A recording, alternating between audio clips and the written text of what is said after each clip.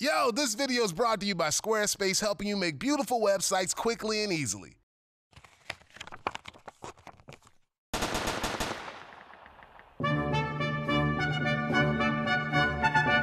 Sup, G? This your boy Doc Sweets, and this week we're getting our bromance on with the Epic of Gilgamesh. Ain't nobody swinging a bigger than Gilgamesh, the king of Uruk. Not only is this cat 2/3 God, but he the swollest, smartest, and finest cat in the hood. Except Gilgamesh is one cold motherfucker. He'll ghost his own warriors, boost shit just cause he can, and get buck nasty with new brides before their husband can even get a crack at it. It's good to be the king. Eventually his peoples get fed up and say, yo gods, y'all best sack up and put Gilgamesh's crazy ass in check, cause we tired of his shit. So the goddess Aruru decide her fine self is gonna build a brother out of clay who'll be so gangster that he'll step up to Gilgamesh and get him to slow his roll. So Zawoop bitches, Enkidu is born. One day a hunter rolling strapped through the wilderness when he catching Enkidu's Tarzan ass messing with all his traps. Boy asks his daddy, how's he supposed to tame this raggedy savage? And Pops be all like, I know. Oh, yeah. As soon as this trick whip out a titty, Enkidu gives her the D for 6 days and 7 nights straight, man. You know this dude ballin' if he ain't raw after that. Now that he got that stank all up on him, his animal homies don't want nothing to do with him. When Enkidu get worried about Gilgamesh doing his people dirty, he say, shit, I'ma give that fool a beat down that'll send his balls packing. Up in Uruk, Gilgamesh about to get freaky with a newly married woman when Enkidu step to and be like, nah, son, that pussy ain't yours. Next thing you know, it's all out brawl in the streets. Whack, boom, Ayukin. When the dust settled, Gilgamesh the one on top, cause he's still the OG. They ain't beefing though. Immediately after they tussle, they become homies. Gilgamesh like, say, bruh, you know what would step up our rep? If we went and whooped on that forest guardian Humbaba and got our hands on some of them dank cedar trees. Hell yeah. After beasting through 5 trippy nightmares and climbing mountains, they reach the cedar forest and start busting down trees. All of a sudden, roar, oh shit. Humbaba here, with a little help from the god Shamash, Gilgamesh get the jump on that scrub. Fools start begging Gilgamesh to let him live. But Enkidu like, come on, bruh, pulverize that bitch. Humbaba pissed that Enkidu gonna do him like that, so he put a curse on Enkidu, saying he gonna bite the dust before Gilgamesh.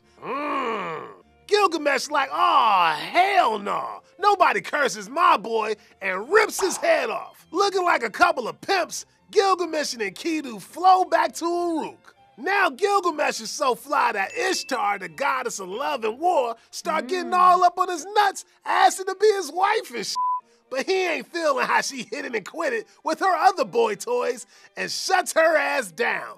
Girl so butthurt that she gets her daddy to send the bull of heaven to go ham on Gilgamesh's ass. But this bull ain't got shit on my boys Gilgamesh and Enkidu. That's right. Now that Humbaba and the bull are dead, the guy's like, look, that boy Enkidu got to go. After 12 days of being sick as a dog, Enkidu takes that long dirt nap and Gilgamesh heart breaks into pieces. So he called on the whole world to mourn his man and sends him out in style. Now Gil tweaking hard about his own death, so he set out to find this immortal dude named Utnapishtim to get the DL on that everlasting life. After beasting through all sort of trials that ain't no mortal ever done, Gilgamesh finally roll up to Utnapishtim and be like, say bruh, how can I get me a little taste of that immortality? Old Nappy be like, check it. I beasted through the great flood and the gods felt so bad for putting me through all that mess that one of them made my wife and me immortal. So you out of luck, man. Not wanting to leave a brother hanging, Oot tell Gilgamesh about a plant that'll make him young and fresh again. Gil snatches that herb and start feeling like he the shit till his plant get boosted by a whack-ass snake on his way home. Yeah, it sucks that he ain't gonna live forever, but at the end of the day, he still got a pretty baller city with some pretty righteous brothers and sisters inside. So it ain't all bad, baby. Now just when you think the story's over, it ain't. For some reason, Enkidu's still alive, and Gilgamesh and his boys still going on their adventures like it ain't no thing. What? So, the hell up with that ending? Enkidu chilling 6 feet deep, then all of a sudden he's back thugging with his homie. Did some thriller shit go down? Well, not exactly. See, this epic poem is so damn old, it hit the streets when people were still using their hand to wipe their ass. No, for real. This was written on 12 crusty-ass stone tablets, and the 12th is the one that got Enkidu back in the game with no explanation. Some scholars think that the 12th tablet is some kind of bullshit DVD extra that don't mean jack to the rest of the narrative. Others think it's just part of a whole other story starring Gilg and his boy. Ending or no, this epic poem got mad similarities with another text that's older than the Bible. For one, the story of Utnapishtim and his woman sound a whole lot like Noah's Ark.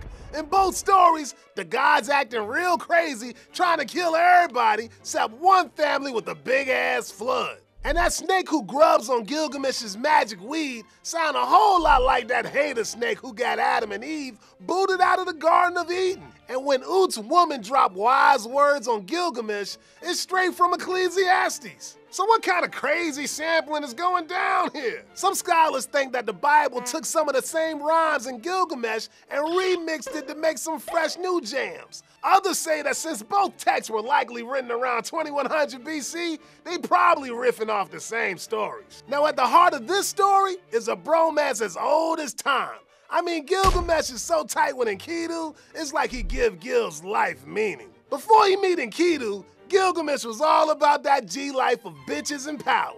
But when he see Enkidu get murked by the gods, Gil gets so toe up that he holler at every creature and person in the land to pull one out for his homie. That broken heart made Gilgamesh put his banging days behind him and recognize that there's way more important things to marinate on than getting your dick wet, like human suffering, death, and living a meaningful life. You heard? Brother recognized that whether you top dog or bottom bitch, death is coming for your ass. And no matter how bad it hurt when life takes a dump on you, the universe don't give a damn about your suffering. Cause on the real, ain't nobody can dodge death, so you best appreciate what you got in front of you and cherish the bond you got with your homies. Cause one day, it ain't gonna be there no more, and not even the realest baller in the world can change that. Yo, thanks for kicking it with your boy Doc Sweets. You know what else is super important, players? Showing off your skills. And there's no better way to do it than with a fly website made with my boys at Squarespace.